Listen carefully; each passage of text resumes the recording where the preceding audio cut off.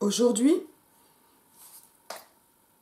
parce qu'il aimait ça, mon grand-père, on va aller vers un texte qui est un pur gag, une grande farce, rigoler un peu, voir comment fonctionne le rire. On reparle du page disgracié de Tristan l'Hermite. Je vais pas refaire tout le topo sur Tristan l'Hermite du page disgracié. J'ai déjà fait 2 vidéos sur lui. En tout cas, on est en plein XVIIe siècle, un roman très atypique d'ailleurs, qui a eu assez peu de succès, qui a été un peu oublié pendant pas mal de siècles, qui en même temps est quand même archi choupite. Vraiment, c'est adorable. Donc, c'est un roman plus ou moins autobiographique. Alors, on n'a pas le pacte autobiographique à la Philippe le Jeune. Ça n'est pas là, ça n'existe pas encore. Mais malgré tout, on va quand même avoir dans le page disgracié, voilà, on sait que c'est à peu près la vie de Tristan l'Hermite, sans savoir exactement toujours où se situe la réalité et la fiction. Mais c'est pas ça qui compte en fait. Mais c'est un roman qui va mêler des registres assez différents. On se rappelle, on avait vu quelque chose qui était quand même de l'ordre du pathétique, mais d'un pathétique fantastique, c'est un croisement assez étrange, sur un premier texte. Et on aura ensuite un autre moment aussi très, très fort, hein, sur une espèce de farce d'horreur.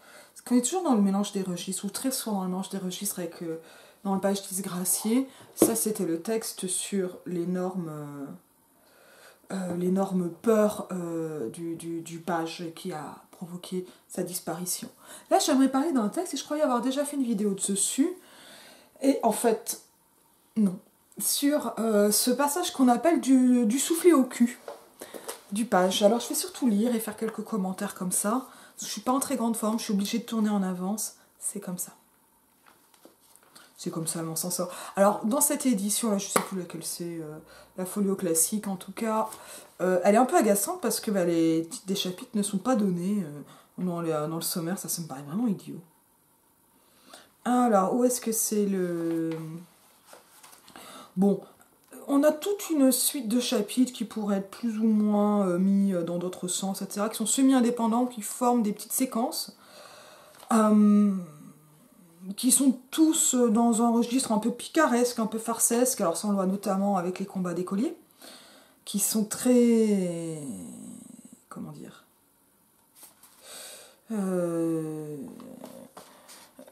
très liés à ces batailles estudiantines, hein, et ça a donné, c'est des choses qu'on va retrouver en partie chez Rabelais, chez d'autres aussi. Rabelais, je dis peut-être une connerie, mais voilà, c'est un motif médiéval de la Renaissance qu'on retrouve encore au XVIIe, comme on va retrouver sur les batailles d'écoliers. Quand on dit écolier, c'est pas l'école primaire, c'est ce qu'on a encore dans la guerre des boutons. Enfin, c'est vraiment un motif souvent comique, mais qui en fait se solde aussi souvent par des morts, hein.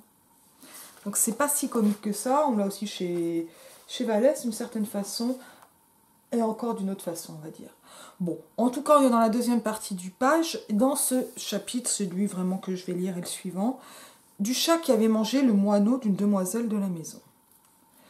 Donc c'est le chapitre 33, je suis page 259 de mon édition. Durant ces pièces que faisait Gélase, j'étais occupée à écrire quantité d'expéditions pour mon maître qui s'était embarqué dans l'entreprise d'une gare aussi chimérique, en effet, qu'elle était glorieuse en apparence. Le temps que je pouvais dérober à ces continuelles occupations était ordinairement employé à rendre des soins à une demoiselle de madame, grande fille honnête et douce, qui semblait n'avoir pas la hardiesse de pouvoir dire oui ni non. Alors, on se rappelle, il est employé d'un grand, on est vraiment dans une situation, on va les mettre assez classique. Alors, il faut se rappeler que c'est classique, mais là, on n'est pas non plus complètement dans le bas, on est dans cet intermédiaire, puisque, le page disgracié, c'est un page, c'est lui-même un noble, désargenté, mais on n'est pas dans une roture non plus complète ou dans quelque chose de complètement vulgaire. On est dans ces intermédiaires absolument.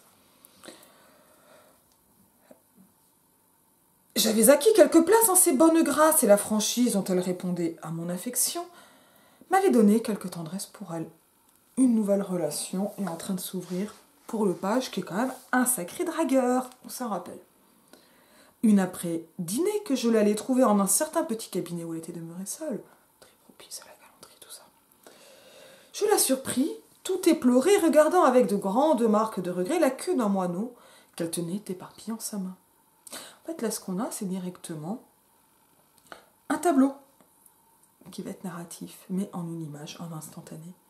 Je lui demandai quel était le sujet de ses larmes et sut que c'était qu'un chat d'Espagne, là présent, à qui elle avait montré son oiseau comme en le bravant, peut-être pas très finonne non plus, l'avait happé si subtilement durant ce moment qu'il ne lui en était resté que la queue.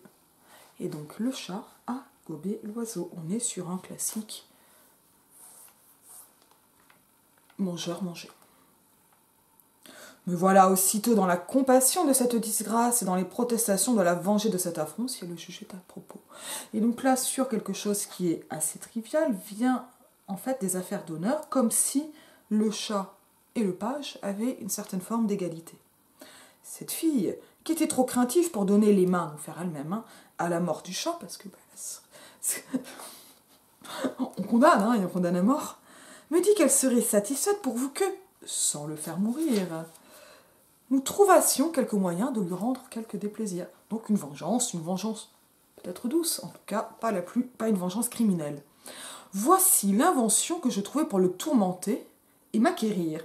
Par ce moyen, les bonnes grâces de la demoiselle, on voit comment, pour la demoiselle, il va s'agir donc d'inventer un stratagème qui soit suffisamment gratifiant, en fait, qui va avoir suffisamment de cruauté, sont tués, pour provoquer un plaisir qui contrebalance le déplaisir de la perte de l'oiseau. J'entai, E-N-T-A-I, c'est une greffe, fort adroitement dans le bout du soufflet, un tuyau de plume. Et donc en fait, tout est à double entente, puisque tout cela est fait dans une optique galante, et on est vraiment dans une farce galante ou une galanterie farcesque. Et fit prendre le chat à ma nouvelle maîtresse, avec ce double mot, maîtresse, puisque le valet est au service d'eux.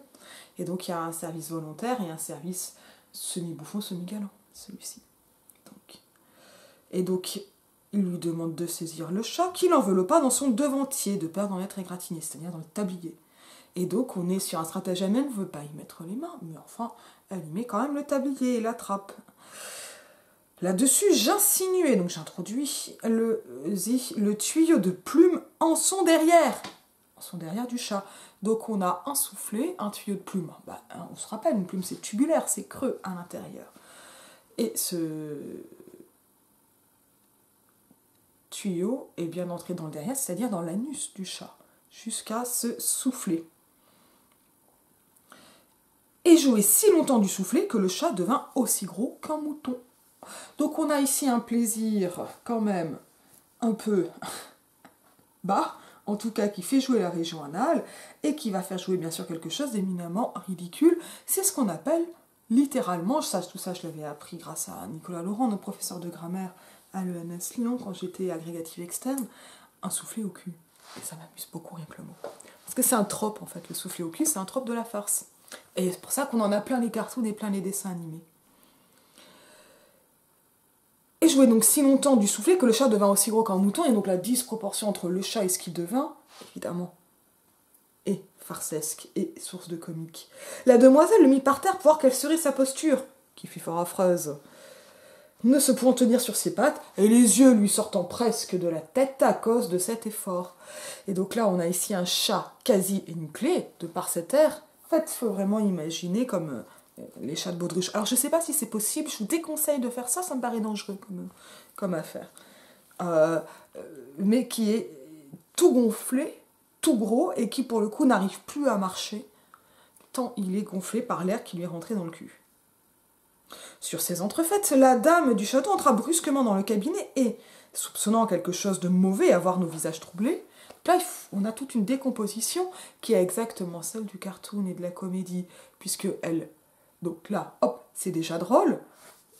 Il souffle, résultat, posture, encore plus drôle. Donc gradation dans le comique, et encore plus drôle, la dame, qui est la maîtresse de la servante, mais qui est aussi la maîtresse du chat, donc qui n'est pas du tout contente, entre dans la pièce, ne voit pas, les voit, et ça va amener un suspens, boum, qui, hop, augmente la tension comique, qui va ensuite se poser sur le chat lui-même.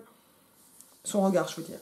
Soupçonnant quelque chose de mauvais, donc ça, en fait, ça tout le temps un peu soupçonneux, si on veut le mettre en scène. jeta enfin les yeux sur son chat qui semblait marcher sur des échasses. Et ici, là, tous les comparatifs permettent de montrer quelque chose d'absolument ridicule, de disproportionné, d'absolument incongru, voire de chimérique, les moutons, les échasses, etc. C'est un chalandais.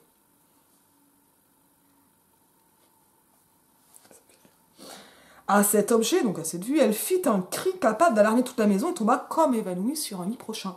Ça, c'est drôle aussi, parce que non seulement elle tombe évanouie, mais en plus, elle tombe évanouie dans le plus grand déconfort, puisqu'elle tombe évanouie sur un lit. Lorsqu'elle fut revenue de cette faiblesse, elle fit de grandes et violentes perquisitions de la cause de cette prodigieuse enflure qu'elle apercevait en son chat. Et voyant que la demoiselle vacillait dans ses réponses, elle pressa de sorte que la pauvre innocente, qui n'était pas accoutumée à mentir, lui déclara naïvement comme la chose était advenue. Comme c'est comment, quand on a des archaïsmes qui sont liés au fait qu'il s'agit d'un langue classique, on est quand même tard dans le XVIIe. Donc on a cette nouvelle scène qui est en fait celle de la perquisition, c'est-à-dire de comment la demoiselle est pressée de questions. À ce récit, madame se mit dans le lit criant « Justice contre moi ». Donc elle est tombée sur le lit, elle se remet dans le lit pour crier « Justice », ça tombe bien, on parle dans le lit de justice. Nouveau gag. Et gag aussi dans la disproportion de la réaction de cette dame qui aurait dû rire. Alors ça montre aussi que le page est ridicule d'avoir fait ça et d'avoir été capable quand même de souffler au cul du chat. Monsieur son mari, qui n'était pas encore informé de la chose, fut 2 ou 3 heures à la supplier de lui dire le sujet de son mal talent. Mais elle ne faisait que dire « ce méchant !» Donc, boum, étendu, bégaiement, tout ça, hop, va encore être disproportionné et donner l'impression d'une cause monumentale à ce déplaisir. Et puis, entrecoupant ces mots de quelques sanglots, était un quart d'heure après à dire « Ah, que je suis misérable et infortuné !»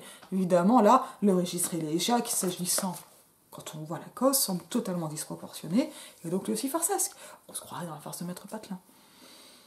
Enfin, quelques femmes de chambre, à qui la demoiselle que j'aimais avait conté toute l'histoire, tira doucement mon maître par le bras. Donc là, on a encore ce topos du valet, donc ici une femme, de la servante plus maligne que la maîtresse, tira doucement mon maître par le bras pour l'informer de cet accident. En fait, on le lui raconte.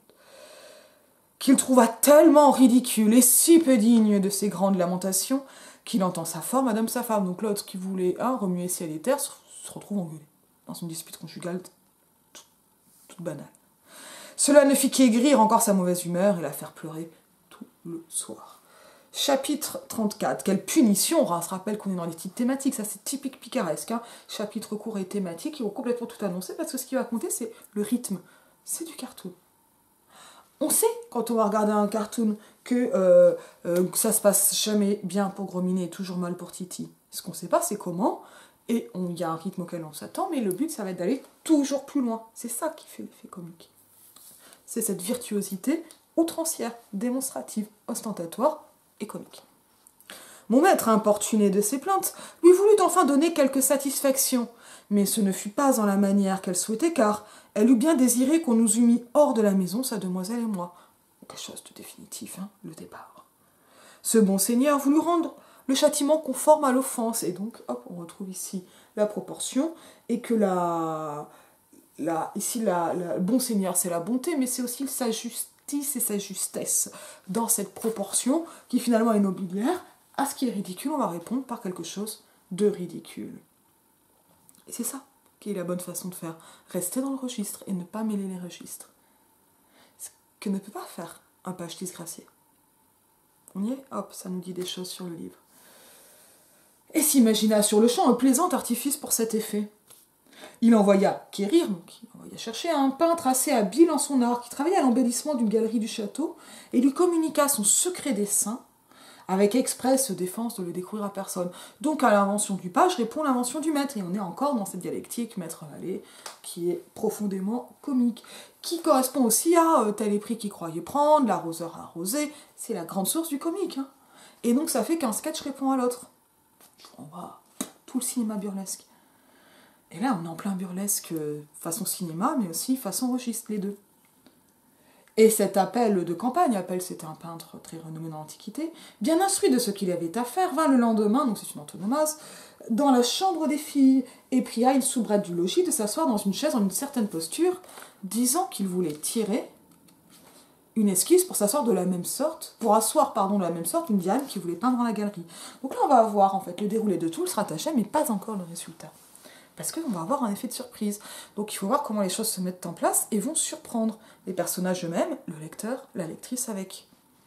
Sitôt qu'il eut commencé son dessin, on va appeler la soubrette, comme pour aller parler à madame. Et oui, parce qu'on fait croire que elle qui sert de modèle est le premier modèle choisi, pour que l'autre ne s'inquiète pas. Et le peintre prit de là occasion de supplier la demoiselle que j'aimais de se vouloir mettre en sa place pour un quart d'heure seulement. Un petit remplacement. La fille fut si fort innocente qu'elle y consentit, et de cette façon se laissa peindre au naturel, c'est-à-dire elle est le modèle naturel. Je fus surpris presque de la même sorte, et sans savoir que je consentais paisiblement à mon supplice, et c'est dans la duperie que se trouve vraiment le sadisme, la cruauté légère. On reste dans une farce qui va répondre à la cruauté, au sadisme précédent. On l'a bien dit, ce sont des vengeances, il y a toujours quelque chose un peu sadique dans la vengeance.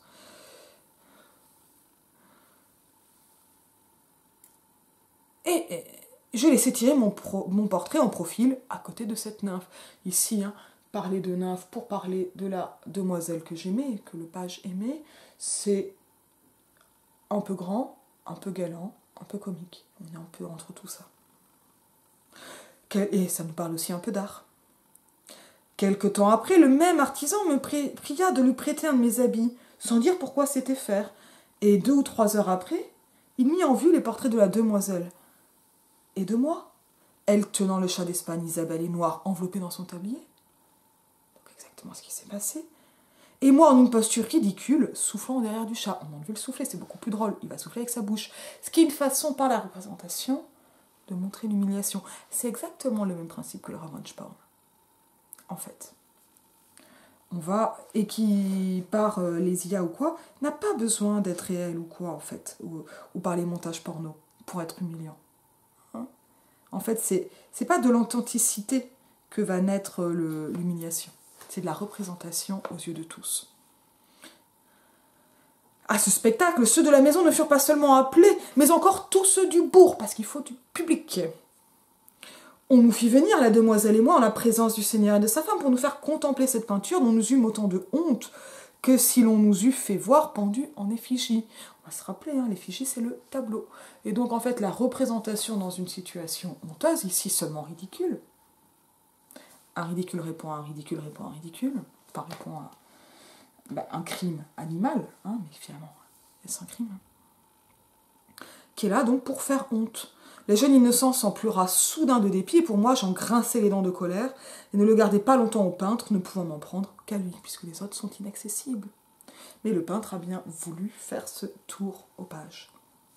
Chapitre 35, petite vengeance du page. Je ne fus pas longtemps à trouver l'invention d'effacer nos ridicules portraits dessus cette toile infâme, encore qu'on fit la sentinelle alentour, pour que ça dure en plus.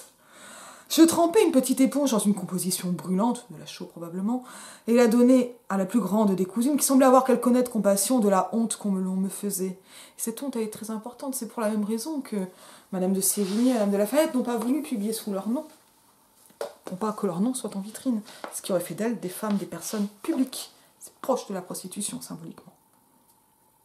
Et cette fille prit son temps pour la passer sur les 2 visages qu'on avait ainsi exposés à mon infamie. Ma honte.